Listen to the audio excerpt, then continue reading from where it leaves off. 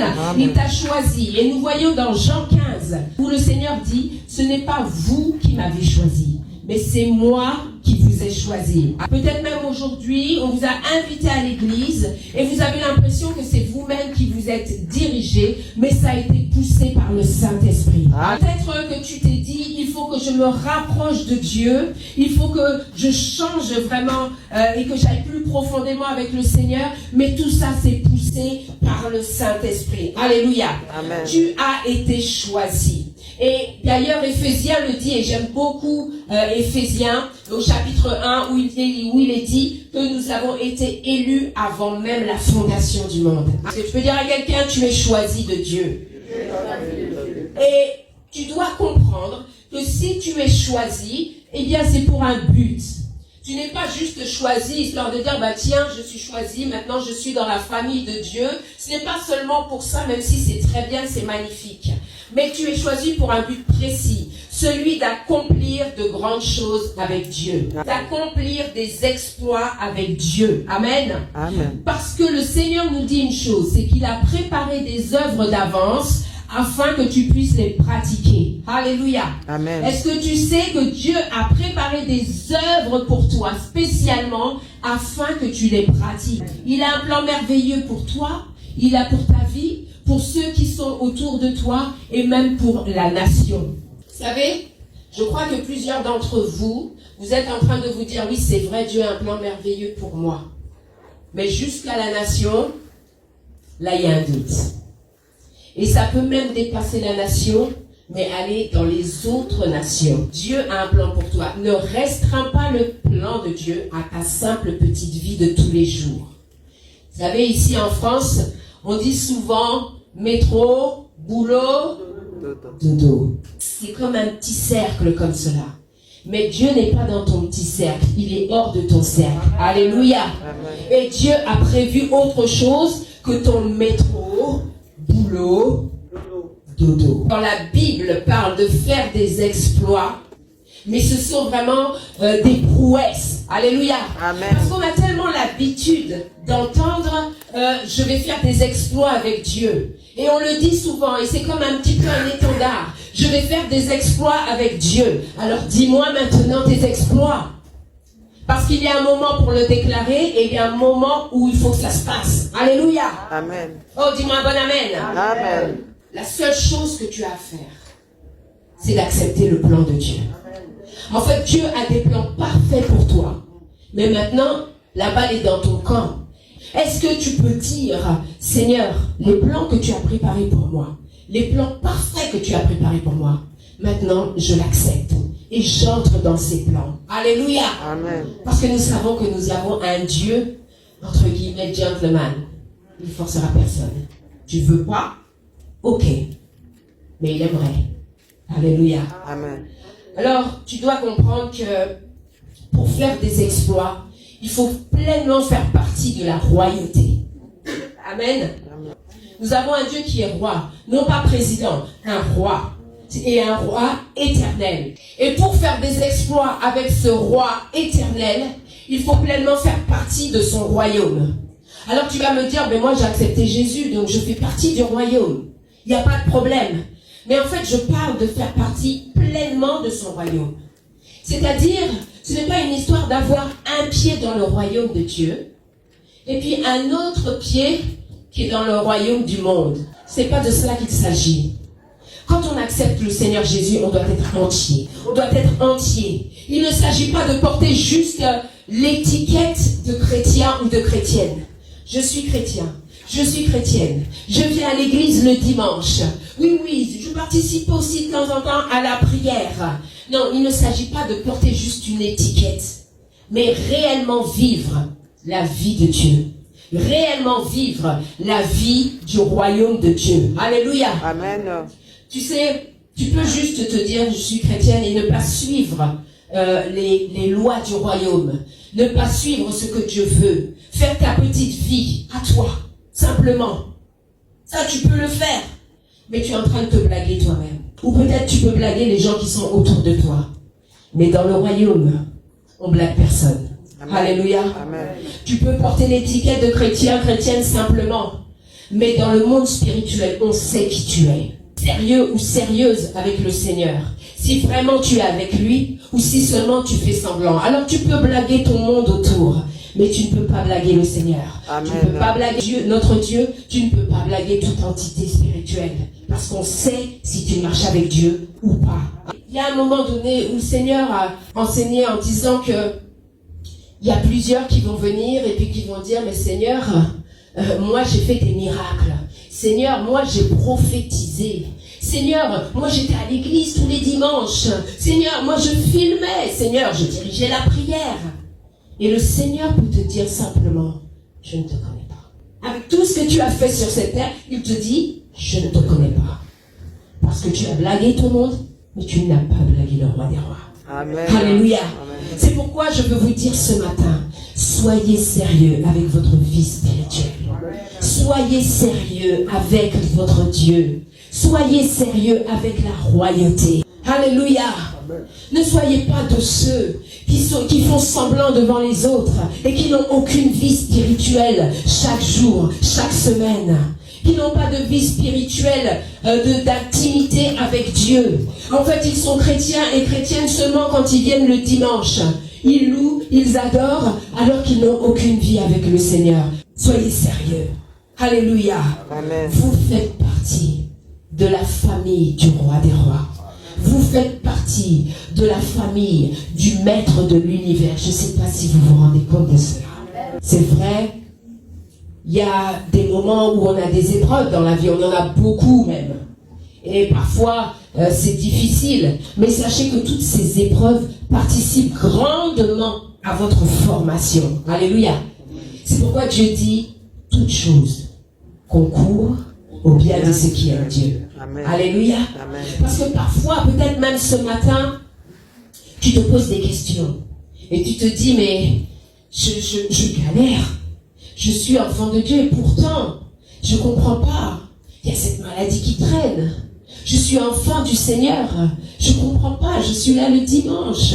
Et pourtant, j'ai des épreuves qui sont tellement difficiles, tellement compliquées, tellement parfois déstabilisantes. Mais Dieu te dit, si tu m'aimes, tout ce que tu es en train de vivre va concourir à ton bien. Amen. Alléluia. Amen. Alléluia. On sait que cette épreuve ne sera pas à vie. C'est un passage. C'est une formation. Alléluia. Amen. Une formation de vie. Oui, j'aimerais vous rappeler cette histoire. Vous vous souvenez de Jephthé. Jephthé qui faisait partie d'une famille. Ils avaient le même père, mais ils n'avaient pas la même mère. Parce que la mère de Jephthé était une prostituée. Et ça a posé problème dans la famille, surtout au niveau des enfants. Les frères ont dit, toi Jephthé, tu n'hériteras pas avec nous parce que ta mère c'est une prostituée. Donc, au bout d'un moment, ils lui ont dit, toi tu dégages de notre famille. Toi tu t'en vas. Nous, nous te chassons. Nous ne voulons plus de toi. Ta mère, elle nous fiche la honte. Il a été chassé. Et puis, il s'est retrouvé à vivre un peu de voyou. Vous voyez ? Des fois, je ne vais pas trop dire ça sur la banlieue parce que je crois que Jésus aime la banlieue. Amen. Et qu'il veut sortir les voyous de là. Mais vous voyez, c'était un peu le gars qui est dans la rue. Et il est dit qu'il était avec des gens de rien. Alors, des gens de rien, c'est des gens qui n'ont pas de valeur morale. Vous voyez ? Ils n'ont aucune valeur morale. Et ils ont été ensemble. Et certainement, ils ont fait des 400 coups. Mais vous savez, toute chose concourt au bien de ceux qui aiment Dieu. Avec toute sa troupe, vous voyez, il y a des traits de caractère qui sont ressortis. C'est vrai qu'il faisait certainement des choses très mauvaises, et je ne dis pas que ce qu'il fait était bien. Mais il y a un caractère courageux qui est sorti, même dans les bêtises. Il y a un caractère audacieux qui est sorti. Il y a aussi un caractère de stratège au travers de cela. Vous voyez, c'était peut-être mauvais, mais en même temps, il y a des facettes de son caractère qui sont ressorties. Et parfois, dans les choses que tu vis, ça te permet de ressortir certaines facettes. Alléluia. Mais pourtant, Dieu a changé les choses en bien. Amen. Dieu, à un moment donné, a fait en sorte que Jephthé devienne un chef. ceux qui l'avaient rejeté sont revenus vers lui pour lui dire, sois notre chef. Alléluia. Amen. Mais vous savez, si Jephthé était resté dans la famille, il ne serait pas le chef. Jamais il serait le chef. Mais là, à cause de ces épreuves de vie, eh bien, il est devenu le chef et a libéré son peuple. Alléluia. Amen. Regardez aussi Moïse. Moïse élevé à la cour de Pharaon. Moïse élevé vraiment dans la gloire de l'Égypte. Au bout d'un moment, il a dû fuir au désert. Et c'est au désert qu'il a appris quoi? À être un berger. Alléluia. Il a appris à être un berger, à mener un troupeau. Il a appris aussi une chose, à entendre la voix de Dieu. Parce que Moïse, ce n'était pas l'Éternel qu'il priait. Il avait d'autres dieux. Dieu serpent, Dieu du Nil. Il avait d'autres dieux. Mais là, il a entendu la voix du vrai Dieu. Peut-être que tu es dans un désert aujourd'hui. Mais souviens-toi que c'est dans le désert où il y a Mitzpah. Est-ce que vous vous souvenez de Mitzpah? Le lieu où l'on rencontre Dieu. Alléluia. Amen. Et oui, c'est un désert. Et on a l'impression qu'il y a de la sécheresse partout. On a l'impression que le soleil brûle trop. Et la nuit, il fait beaucoup trop froid. Et on a faim dans ce désert. Et on a soif dans ce désert. Mais c'est dans ce désert que l'on rencontre Dieu. Amen. Alléluia. Il est dit dans Jacques de se réjouir de nos épreuves. Parce qu'elles développent notre foi et elles nous donnent de la patience. Alléluia. Amen. Et elles nous accomplissent de manière à ce que nous soyons parfaits. Alléluia. Amen. Tu es dans un désert? Réjouis-toi. Dis à quelqu'un, réjouis-toi dans ce désert. Réjouis-toi dans ce désert. C'est vrai, dans le désert, on pleure, hein? Oui, on pleure. Mais on peut se réjouir. Parce qu'on se dit, c'est là que je vais entendre Dieu. Mais oui, il n'y a tellement rien que maintenant, tu ne peux que te diriger vers Dieu. Alléluia. Amen. Et c'est comme ça. Alors qu'il était, Moïse, en train de paître son troupeau, il voit qu'il y a un buisson qui enflamme et qui ne se consume pas. Et il dit, je vais faire un détour pour voir ce que c'est. Si tu es dans un désert, fais un détour. Amen. Ne reste pas là à blâmer la situation, à te lamenter. Ne reste pas là à avoir de l'amertume. Mais dis, je vais faire un détour. Parce qu'il faut que j'entende la voix de Dieu aujourd'hui. Alléluia. Amen. Et quelque dit Dieu, celui qui me cherche, je me laisse trouver. Si tu le cherches, il va se laisser trouver. Amen. N'est-ce pas? J'avais pris une fois un exemple comme cela. Vous savez, c'est comme avec les enfants, les petits-enfants. Vous êtes là et vous jouez à cache-cache avec eux. Mais en vrai, votre cachette, c'est pas une vraie cachette. C'est une cachette où il peut vous trouver. Vous voyez, Dieu, c'est un peu comme ça. Il est là, derrière peut-être un rideau voilé, et il dit, viens, je suis là. Et toi, tu cherches. Mais cherche jusqu'à ce que tu puisses enlever le rideau et dire, ça y est, je t'ai trouvé. Amen. Amen. Amen.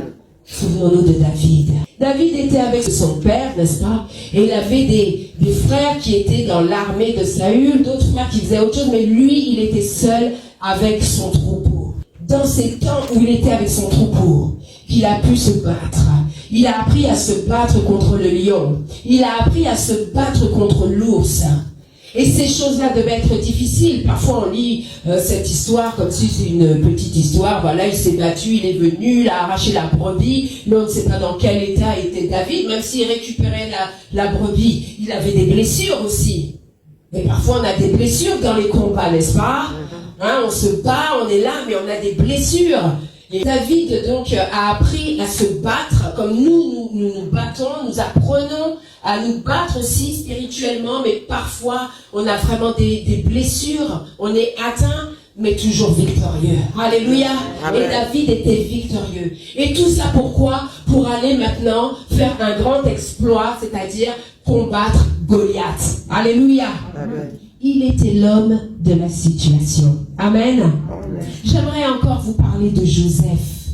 Joseph, avant que, il soit la solution de l'Égypte, avant qu'il soit le bras droit de Pharaon, il a d'abord été rejeté par ses frères. Et peut-être que tu es quelqu'un qui est rejeté, peut-être dans sa famille, dans son travail, peut-être que tu es rejeté. Il a été séparé de son père. Il a été vendu en tant qu'esclave, emprisonné pour fausse accusation et peut-être qu'on t'a faussement accusé. Peut-être que tu es comme Joseph. Mais tout ça pourquoi? Pour devenir le bras droit de Pharaon. Laisse-moi te parler d'Esther.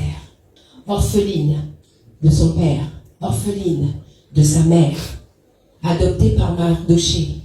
Mais puisque maintenant on vient et qu'on récupère toutes les vierges de la capitale, voici que maintenant elle est arrachée à Mardoché. Parce qu'on se dit c'est bien, elle va être reine. C'est bien, elle vient, mais vous ne savez pas ce qu'elle a ressenti dans son cœur. Et peut-être que tu es comme ça, il y a des choses dans ton cœur qui te font mal. Mais tout ça, c'est pour faire de grands exploits. Alléluia. Amen. Le temps de séparation que nous pouvons avoir est un temps de préparation. Que traverses-tu? Est-ce que c'est une période de maladie qui dure depuis longtemps?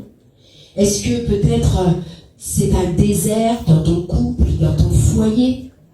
Est-ce que peut-être c'est une sécheresse financière? Que traverses-tu? J'ai juste envie de te redire encore une fois. Toute chose concourt au bien de ceux qui aiment Dieu. Est-ce que tu aimes Dieu? Amen. Alors ça concourt à ton bien. Même si tu ne le comprends pas. Parfois on est dans des situations où on ne comprend pas, mais ça concourt à ton bien. Parce que ce que tu ne vois pas maintenant, tu le verras. Alléluia. Amen. Vous vous souvenez, quand je traversais ce temps de maladie, qu'est-ce que je disais? Dieu est en train de préparer mon témoignage. Amen. Alléluia. Amen. Dieu est en train de préparer ton témoignage. Amen. Dis à quelqu'un, il prépare mon témoignage. Il prépare mon témoignage. Alléluia. Dis à quelqu'un d'autre, il prépare mon témoignage. Il prépare mon témoignage. Alléluia. Alors j'ai envie juste de te dire un mot. C'est que dans ces épreuves, apprends. Dans ce que tu traverses, apprends. Parce que les épreuves sont l'opportunité d'apprendre. Alléluia. D'apprendre qui est Dieu. D'apprendre les différentes facettes de Dieu. Et d'apprendre aussi sur toi-même. Alléluia. Tu veux faire des exploits avec Dieu. Alors, apprends. Alléluia. Il y a un but. Le but de cette préparation, c'est d'entrer dans l'intimité du roi. Alléluia. Quand Esther était préparée, il est dit pendant 1 an, elle était préparée. Et c'était pendant 1 an, mais elle, ça a même été raccourci. Mais pendant 1 an, on la prépare. Mais à quoi? À rentrer dans la chambre du roi. Intimité rime avec secret. Rentrer dans les secrets du roi. Et peut-être parmi vous, il y a ceux qui sont sur le seuil de la maison du roi. Parmi vous, il y a ceux qui sont dans les parvis du roi. Mais ce que le roi veut, c'est que tu entres dans sa chambre. Il y a plus que ce que tu penses.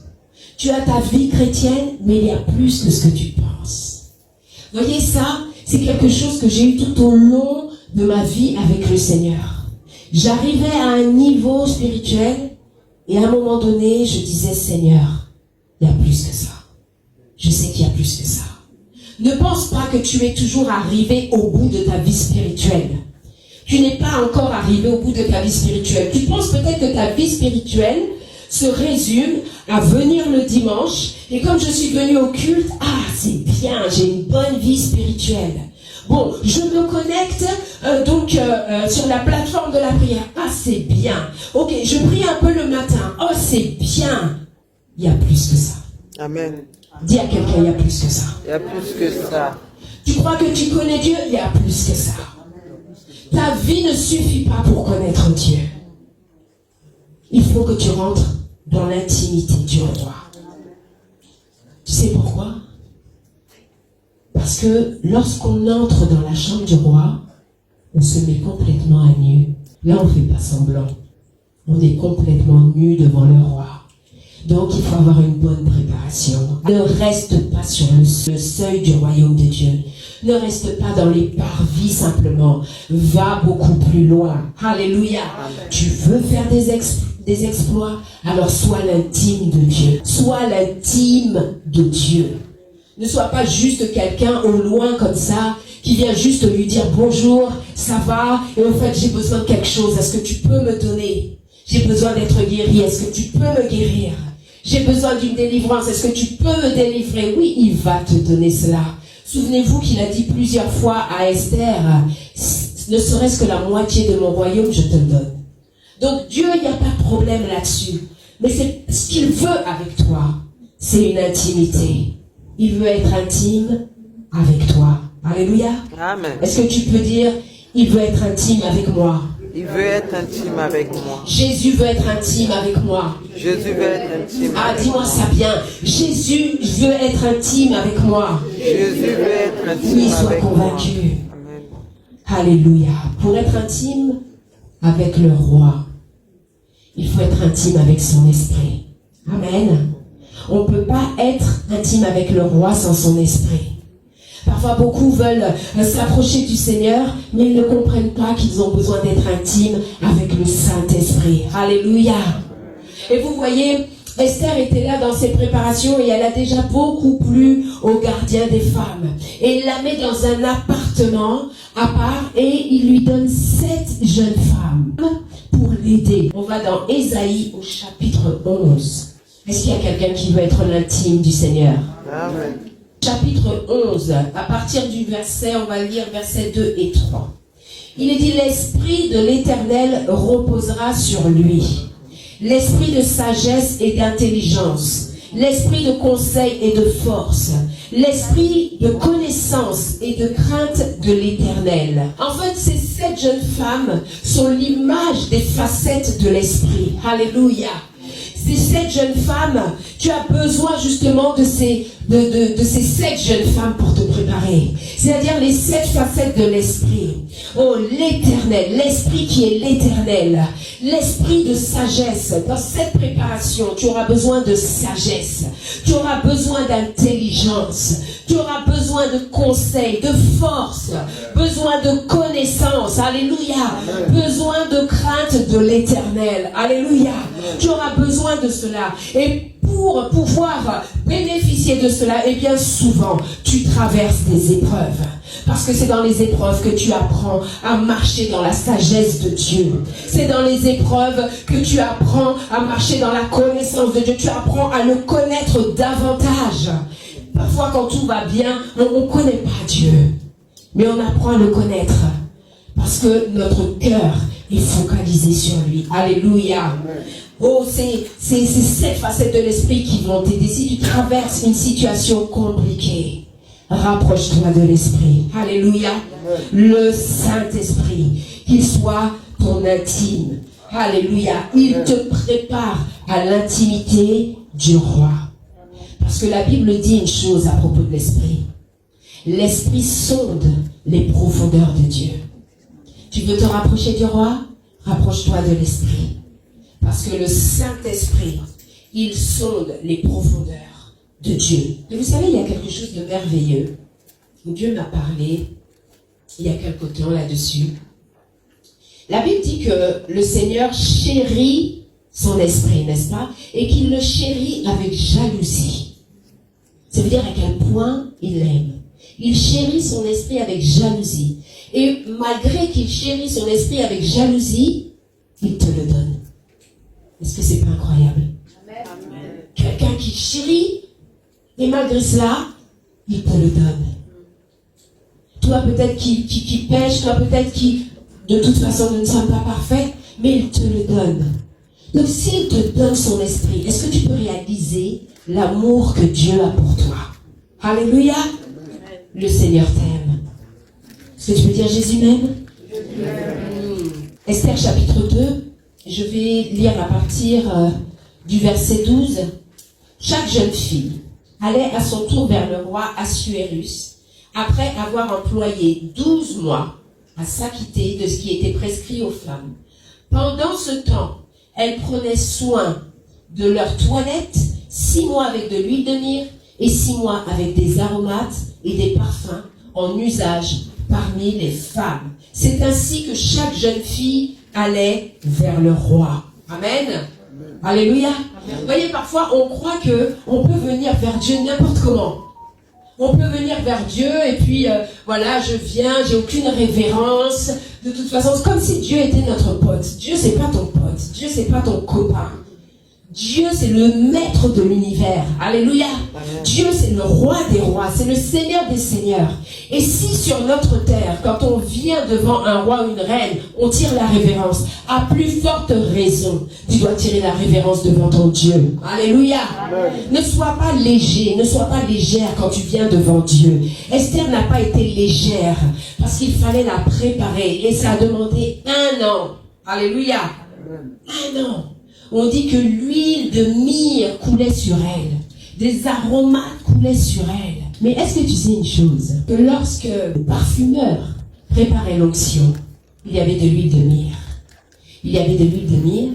Il y avait des aromates, cinnamon, ça c'est la cannelle, et bien d'autres choses, roseau, etc. L'huile d'olive. En fait, c'est l'onction. Alléluia. Et alors que tu te prépares pour faire des exploits avec Dieu, eh bien Dieu te donne l'onction. Amen. Amen. Mais l'onction aussi, pour avoir l'onction, eh bien il faut que tu te prépares, il faut que tu ailles dans une salle, il faut que tu prennes du temps pour cela. Donc il y a plein de personnes qui veulent, oui, je veux l'onction, et puis ils ne font rien pour cela. Ils ne prennent pas ce temps à part. Il est dit que ça a été pendant 1 an. Il faut que tu prennes du temps avec ton Dieu. Il faut que tu prennes du temps avec le Saint-Esprit pour recevoir l'onction. Alléluia. Pour être couronné d'onction. Vous voyez, Lévitique disait que l'onction sera comme une couronne sur sa tête. Que l'onction ce matin soit une couronne sur ta tête. Alléluia. Amen. C'est pourquoi David disait aussi, Seigneur, oint d'huile ma tête. Alléluia. Amen. Et je crois que ce matin, plusieurs seront couronnés d'onction. Alléluia. Amen. Amen. Amen. Amen. Donne-moi un bon amen. Amen. Il est dit même que l'huile de myrrhe, en fait, avait des propriétés particulières. L'huile de myrrhe est apaisante. Alors tu vois, c'est un anti-stress. L'huile de myrrhe est aussi cicatrisante. Elle répare. Et l'onction de Dieu répare. Alors que cela coule sur toi, cela t'apaise et te répare. Amen. Il est dit même que cette huile de myrrhe, elle était réconfortante. Il y a un bien-être. Alléluia. Ce matin, l'onction coule sur toi. Alléluia. Dire que l'huile de myrrhe coule sur toi, que les aromates coulent sur toi. C'est une image, mais c'est pour toi. Alléluia. Oh, va vers le Saint-Esprit, qu'il déverse vraiment son onction sur toi. Alléluia. Merci Jésus. Tu sais, tu peux chanter 10 000 fois. Je suis chrétien, je suis chrétienne. Mais si tu ne laisses pas la place au Saint-Esprit, alors ta vie ne vaut rien. Alléluia. Amen. Parce que le Seigneur t'a donné le Saint-Esprit pour faire des exploits avec Dieu. Sans le Saint-Esprit, il n'y a pas d'exploit. Amen. Et je veux te dire que Dieu veut te remplir de son esprit. Il dit vous-même qui êtes méchants, si vous n'avez pas, si vous ne donnez pas de mauvaises choses à vos enfants, à plus forte raison, moi, si vous me demandez l'Esprit de Dieu, je vous le donne. Alléluia. Il est essentiel pour ta vie. Il est vital pour ta vie. Amen. Alléluia. Souvenez-vous quand Jésus a dit aux disciples, ne bougez pas, parce que ce que le Père a promis, ça va descendre. Et ils se sont mis à part. Il est dit qu'ils sont montés dans la chambre haute. Ils se sont mis d'accord entre eux en disant, on va prier jusqu'à ce que le Saint-Esprit descende. Amen. Amen. Il faut que tu sois déterminé dans ta vie. Il faut que tu sois déterminé à être intime avec le Saint-Esprit, à être intime avec le Roi des Rois. Alléluia. Il faut que ce soit un désir, une passion de dire, Seigneur, je ne bougerai pas, je n'arrêterai pas, je ne me tairai pas tant que tu ne m'auras pas rempli de ton Esprit Saint. Alléluia. Alors va dans ta chambre haute et dis au Saint-Esprit, viens. Tu veux le Saint-Esprit? Cherche-le. Amen. Tu en veux plus? Cherche-le encore. Alléluia. Amen. J'aimerais conclure en disant une chose. En disant la même chose que Mardoché a dit à Esther. Qui sait, si ce n'est pas pour un temps spécial, pour même ce temps de fin des temps, que tu es parvenu à la royauté. Qui sait si tu n'es pas devenu enfant de Dieu, parce que Dieu veut faire des exploits avec toi. Alléluia. C'est pourquoi je t'ai dit dès le départ, ne te limite pas à ta petite vie, ta vie, la vie d'un enfant de Dieu. C'est pas métro, boulot, dodo. C'est pas notre vie, ça. Bien sûr que tu as besoin de travailler. Bien sûr que tu as besoin d'argent. C'est pas ça. Je suis pas en train de dire arrêtez tous vos boulots. C'est pas ça que je suis en train de dire. Je suis en train de dire que ça, c'est des choses de la vie normale. Mais Dieu veut faire des exploits. Si on parle d'exploits, ça veut dire que ce sont des choses extraordinaires. Amen. Donc ça doit dépasser ton métro, boulot, dodo. Ça doit dépasser cela. Ce sont des prouesses que Dieu veut faire avec toi. Qui sait si tu n'es pas parvenu au Seigneur pour pouvoir maintenant faire de grandes croisades et d'amener des milliers d'âmes au Seigneur Jésus. Ce n'est pas que pour les autres, c'est aussi pour toi. Alléluia. Est-ce que tu peux dire c'est pour moi aussi? Dis encore à quelqu'un d'autre, c'est pour moi aussi. C'est pour moi aussi. Tu es capable parce que l'onction repose sur toi. Alléluia. Qui sait si tu ne fais pas partie des personnes qui vont bâtir de grandes structures chrétiennes. Et on en a tellement besoin. Peut-être que tu vas bâtir des hôpitaux. Peut-être que tu vas bâtir des écoles. Peut-être que tu vas peut-être monter une chaîne. Comme il y en a quelques-unes, mais on en a tellement besoin. Ce n'est pas seulement pour les autres. Dis c'est pour moi aussi. Alléluia. Est-ce que tu crois quand tu dis c'est pour moi aussi? Et le Seigneur, vraiment ce matin, de te dire, j'ai des choses à faire avec toi. Mais il faut que tu sois prêt. Il faut que tu te présentes vraiment devant le Seigneur. Le Seigneur, me voici. N'est-ce pas, on a vu encore, je crois que c'était mardi cette semaine, où on en parlait à la prière, où Ésaïe disait, me voici. Dieu a dit, qui enverrai-je? Il a dit, me voici. Le Seigneur dit, qui enverrai-je? Mais est-ce que toi, tu diras, me voici? Parce qu'il y en a qui disent non, hein. C'est ton choix. Dieu ne force personne. Mais combien de fois j'ai entendu, en tout cas, moi, je ne veux pas être pasteur. En tout cas, moi, je ne veux pas être... Mais en fait, on ne choisit pas. C'est le Seigneur qui donne. Et s'il donne, tu as les capacités pour le faire. Alléluia. C'est pas forcément facile, c'est vrai. Mais si c'est une vocation, tu iras jusqu'au bout. Amen. Vous savez, c'est un peu comme les médecins. Il y a les bons médecins, puis il y a les mauvais médecins. Il y a des médecins qui sont là pour gagner leur argent. Et puis il y a des médecins, c'est vraiment des vocations. Des vocations. Ils sont là, ils prennent le temps avec vous. J'ai dit, si tu n'as pas la vocation, tu ne fais pas ça. Tu ne fais pas ça. Si tu es là que pour ton argent, tu ne fais pas ça. Vous voyez, ce que Dieu nous demande de faire, il va nous donner les capacités de le faire. Alléluia. Amen, amen. Parce que plusieurs aussi sont en train de se minimiser. Plusieurs sont en train de se dire, oui, mais moi, je ne peux pas faire. Ça, je ne pourrais pas le faire. Mais bien sûr que tu ne peux pas le faire. Parce que c'est ni par force et ni par puissance. C'est par son esprit. Alléluia. Donc, tu peux le faire par le Seigneur.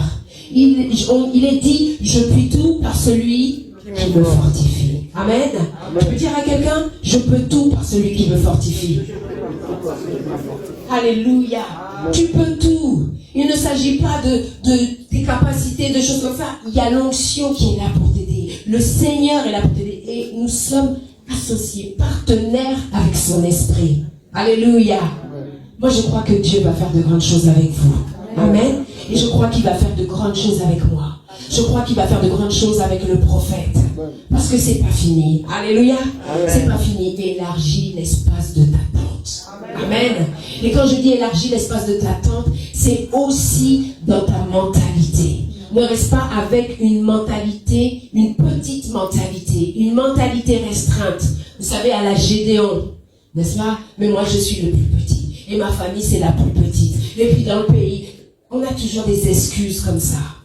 On n'est pas là pour chauffer les bancs. Alléluia.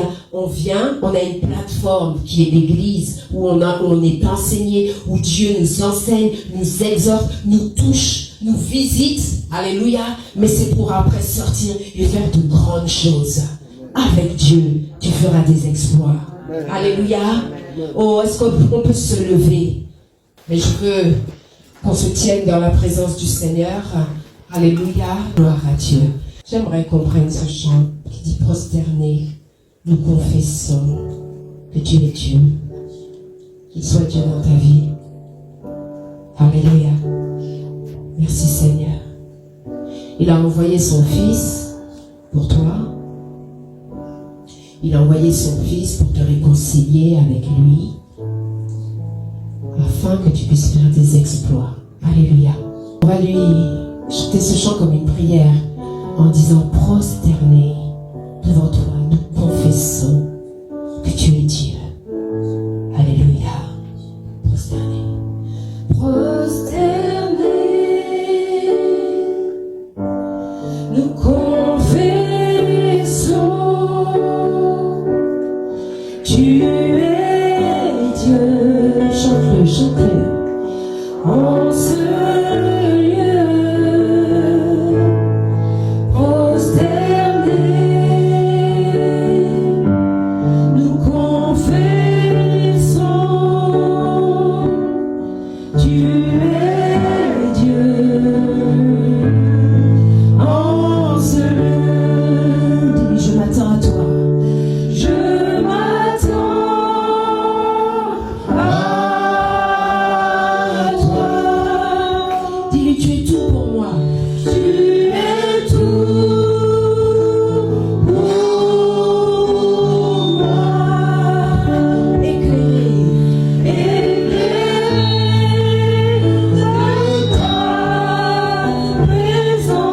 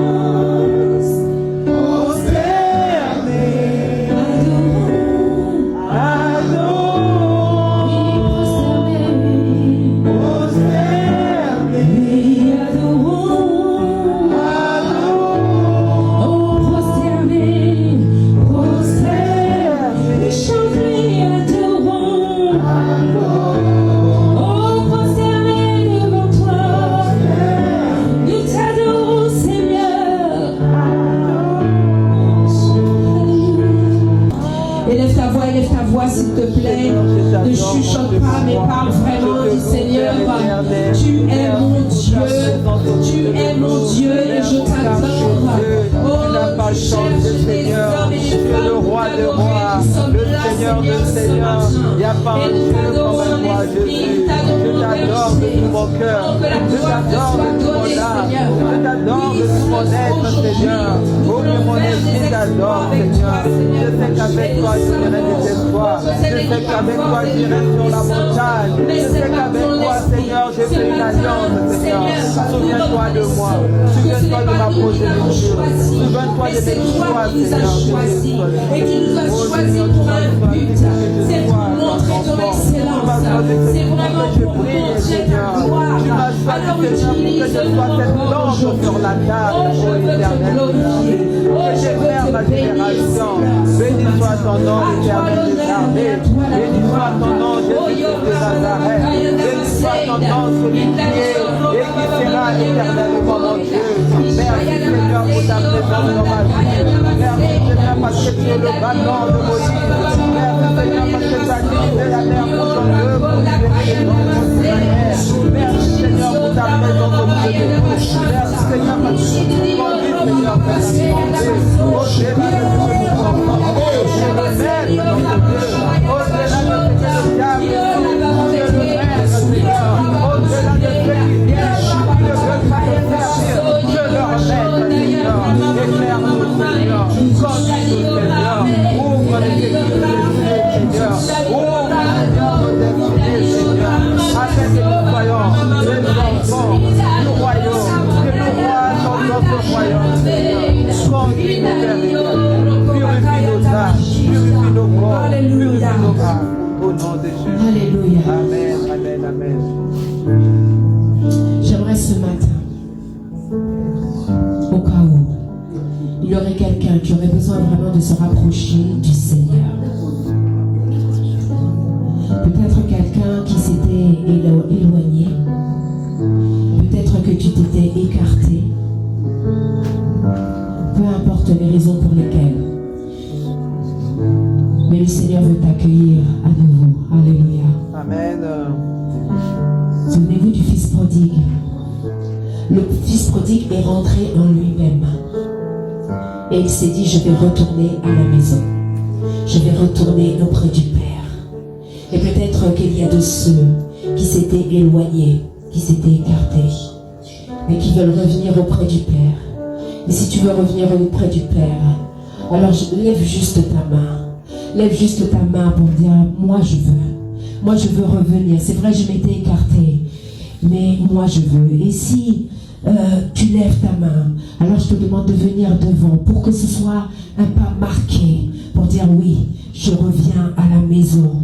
Et cette fois-ci pour de bon. Alors approche-toi, toi qui as levé la main, viens juste devant là.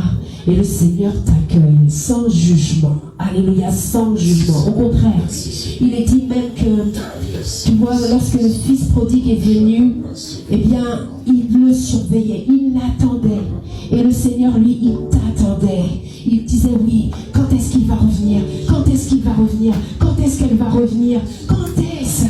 Et il t'attendait. Enfin, tu es à la maison. Enfin, tu es revenu. Mon fils était mort et il est revenu à la vie.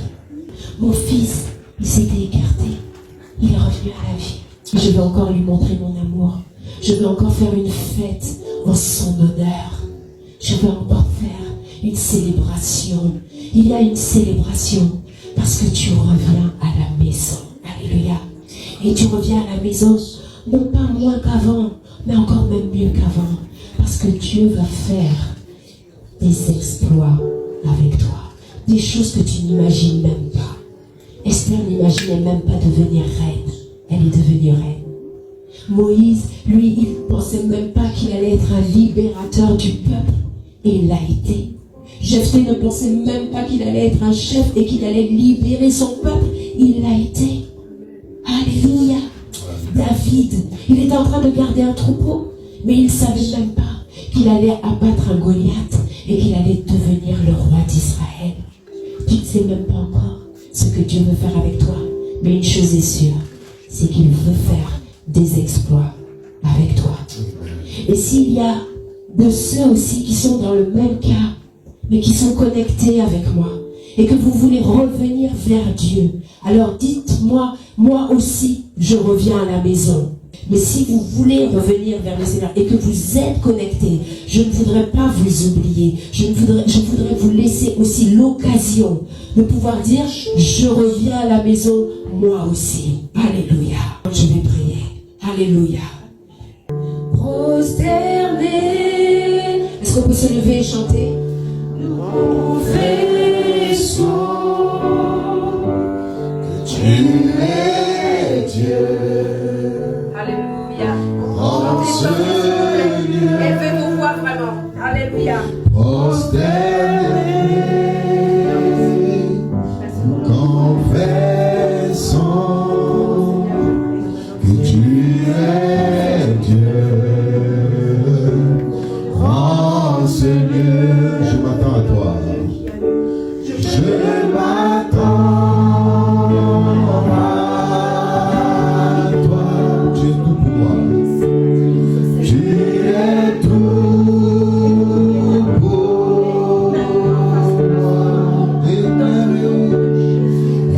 Éclairé de ta présence, prosterné, adorant, prosterné, adorant. Je m'attends à toi, je m'attends à toi.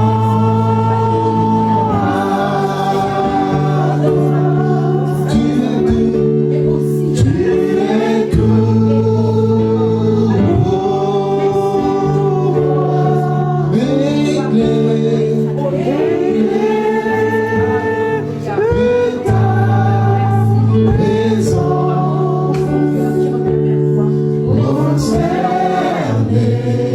Éclairé de ta